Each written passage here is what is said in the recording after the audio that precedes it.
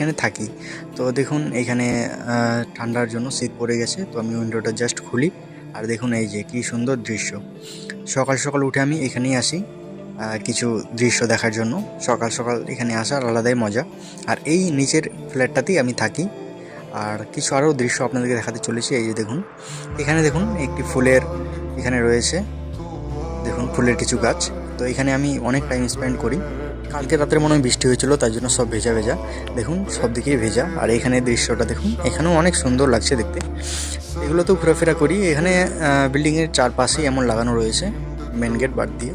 আর এইদিকে দেখুন একটা সুইমিং পুল। আর এই যে দেখুন সবগুলো এখানে রুম রয়েছে, এগুলাতে সব মানুষজন ভাড়া থাকে। দেখতে কেমন লাগছে আপনারা অবশ্যই কমেন্টে জানাবেন। তো আমি একটু ঘুরতে যাব, তার জন্য রেডি হয়নি তাড়াতাড়ি। আমি র্যাপিডো বুক করে নিলাম তাড়াতাড়ি ঘুরতে যাওয়ার জন্য। তো ঘুরতে ঘুরতে আপনাদের কিছু দৃশ্য দেখাই, তো সেগুলো আপনারা দেখুন আর কেমন লাগছে অবশ্যই কমেন্টে জানাবেন।